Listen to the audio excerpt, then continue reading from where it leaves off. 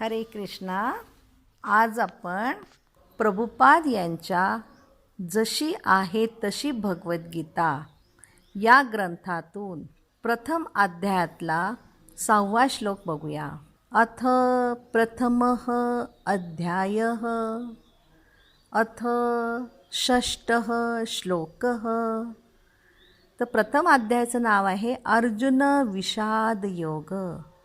विषाद म्हणजे शोक. अर्जुनाने भगवंताच्या सानिध्यात केलेला शोक. तर याच्यामध्ये आपण बघत आहोत की दुर्योधन आपले आचार्य द्रोणाचार्य यांच्याकडे जाऊन पांडव सेनेच्या योद्ध्यांचे वर्णन करत आहे. तर त्यात आपण मागच्या वेळेला बघितलं की भरपूरसे त्यांनी राजांची नावं घेतले जे वीर्यवान होते. नरपुंगवा बघितला आपण, समाजातील श्रेष्ठ वीर होते.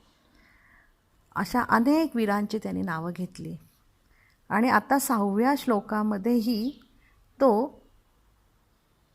अनेक वीर्यवान, विक्रांत, महारथा असे म्हणून अजून काही योद्ध्यांची जे पांडवांच्या बाजूने युद्ध करायला आले होते अशा महापराक्रमी योद्ध्यांची नावे घेत आहे.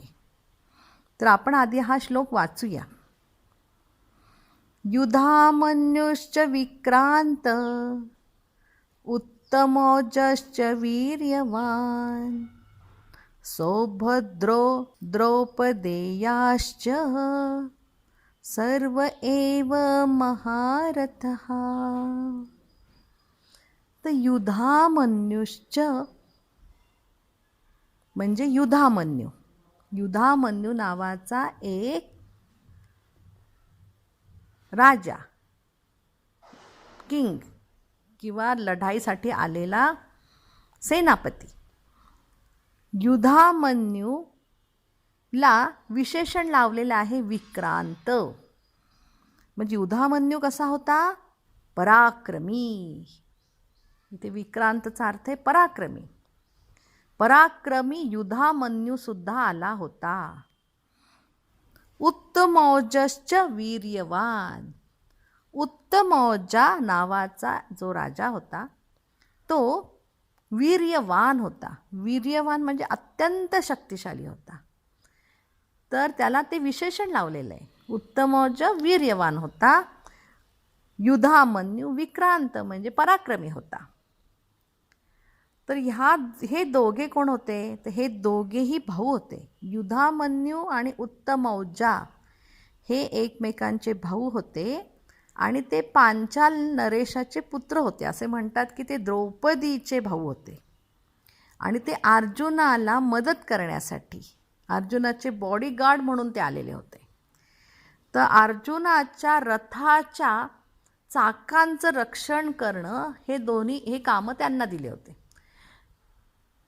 तर अर्जुनाचा रथ हा महाकाय होता आणि ह्या रथाला एक डाव्या बाजूचं मोठं चाक, उजव्या बाजूचं मोठं चाक. तर ह्या डाव्या बाजूच्या चाकाकडे उत्तमौज उभा होता आणि उजव्या बाजूच्या चाकाचं रक्षण करण्यासाठी म्हणजे रथाचं रक्षण करण्यासाठी उजव्या बाजूने हा युधामन्यू उभा होता. आणि हे अतिशय पराक्रमी योद्धे होते. ह्यांनी द्रोणाचार्य, दुर्योधन, कृतवर्मा, कर्णा, कृपा यांच्याशी घमासान युद्ध केलं होतं. नंतर असे म्हणतात की कर्णाचा भाऊ चित्रसेन याचा वधही ह्या युधामन्यूने केला होता. आणि उत्तमौजाने कर्णाचा मुलगा सुसेना याचा वध केला होता. आणि द्रोणाचार्य, कर्ण, कृपाचार्य यांच्याशी यांनी तेवढ्याच बलाने युद्ध केले होते. म्हणजे अत्यंत बलशाली आणि पराक्रमी होते. आणि असे महाभारतात वर्णन आहे की हे पांचाल राजाचे दोन्ही मुले म्हणजे हे राजपुत्र द्रौपदीचे दोन्ही भाऊ हे युद्ध संपल्यानंतर जेव्हा हा दुर्योधन एका तलावात जाऊन लपला होता, भीमाने आपल्याला मारू नये म्हणून म्हणतात की असं तो एका पाण्यात तलावात जाऊन आतमध्ये लपला होता तेथून त्याला बाहेर काढले होते ह्या दोघांनी त्याला शोधून काढले होते आणि समोर उभे केले होते. तर असे हे उत्तमोजा, युधामन्यू हे पांडवांच्या बाजूने लढाई करण्यासाठी आलेले आहेत, असे वरच्या ओळीमध्ये दोघांचं वर्णन आहे. आता दुसरी ओळ आपण बघूया. सौभद्रो द्रौपदेयाश्च सर्व एव महारथा. तर सौभद्रो म्हणजे कोण? सुभद्रेचा पुत्र. तर आपल्याला माहिती आहे सुभद्रेचा पुत्र कोण आहे? अभिमन्यू, जो अर्जुन आणि सुभद्रेचा मुलगा आहे. त्याचं नाव इथं सौभद्रो म्हटलेलं आहे. म्हणजे त्याच्या आईचं नाव घेऊन त्याला संबोधलेलं आहे दुर्योधनाने की सुभद्रेचा मुलगाही अभिमन्यू इथे लढाईसाठी आलेला आहे आणि अत्यंत महारथी आहे तो. आणि पुढचं नाव घेतलंय द्रौपदेयाश्च. च म्हणजे आणि सुद्धा. तर द्रौपदेया म्हणजे सुभद्रा हा म्हणलं की एकच पुत्र, सुभद्रेचा एक मुलगा. पण द्रौपदेया म्हणजे द्रौपदीचे अनेक पुत्र. तर आपल्याला माहिती आहे की द्रौपदीचं लग्न हे पांडवांशी झालं होतं आणि 5 पांडवांच्या कडून तिला एक पुत्र झालेले होते. तर आपण त्यांची नावं बघूया. युधिष्ठिर, जो पांडवांचा ज्येष्ठ बंधू, पांडवातील ज्येष्ठ बंधू युधिष्ठिर. तर युधिष्ठिर आणि द्रौपदी यांच्या पुत्राचे म्हणजे मुलाचे नाव प्रतिविंध होते. भीमसेन आणि द्रौपदी यांच्या मुलाचे नाव सूतसोम होते. अर्जुन आणि द्रौपदी यांच्या मुलाचे नाव श्रुतकर्मा होते. द्रौपदी आणि नकुल यांच्या मुलाचे नाव शतानीक होते. सहदेव आणि द्रौपदी यांच्या मुलाचे नाव श्रुतसेन होते. तर अशा प्रकारे प्रतिविंध, सूतसोम, श्रुतकर्मा, शतानीक, श्रुतसेन हे 5 महारथा म्हटले त्यांना. महारथी येथे युद्धामध्ये आलेले आहेत. आणि सर्वच्या सर्व म्हणजे युधामन्यू, उत्तमोज, अभिमन्यू आणि हे 5 पुत्र सर्व कसे आहेत? महारथी आहेत.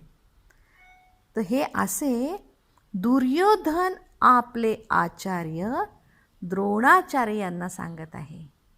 आणि हे सर्व वर्णन हे सांगताना दुरून कोण बघत आहे? संजय बघत आहे. आणि संजय हे वर्णन धृतराष्ट्राला सांगत आहे. मी मागच्याच वेळा सांगितलं संजयला फक्त दूरचं दिसत नव्हतं तर ऐकायला येत होतं. नुसतं ऐकायलाच येत नव्हतं तर त्याला वास पण येत होता. नुसता वासच येत नव्हता तर त्याला समोरच्याच्या मनात काय चाललंय ते सुद्धा कळत होतं. म्हणजे ह्या संजयाच्या सर्व इंद्रियांना दिव्य केलेले होते. दिव्य दृष्टी, दिव्य कान, दिव्य वास म्हणजे नाकातून त्याला दूरचा वासही यायचा.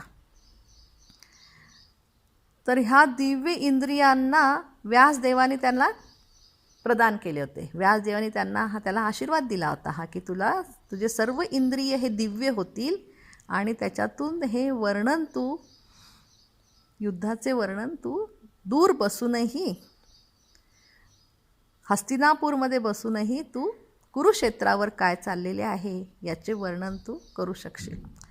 तर अशा प्रकारे हा 6वा श्लोक दुर्योधनाच्या मुखातलाच आहे. म्हणजे दुर्योधनच आपल्या आचार्य द्रोणाचार्यांना हे सगळं बघा तुमचे पांडवसेना कशी, म्हणजे तुम्ही ज्यांना ज्यांना शिकवले तुमचे शिष्य अर्जुन, तुमचे भीम आणि ह्यांनी आज आपल्याच विरुद्ध म्हणजे द्रोणाचार्य हे कौरवांच्या बाजूने लढत होते आणि पांडवसेना समोर उभी होती. तर पांडवसेनेतील प्रत्येकाचं नाव घेऊन द्रोणाचार्यांना लढाईसाठी असं म्हणतात की लढाईसाठी तयार करत होता. बघा किती लढवय्ये आलेले आहेत त्यांच्या बाजूने, आता तुम्ही स्वच्छ व्हा.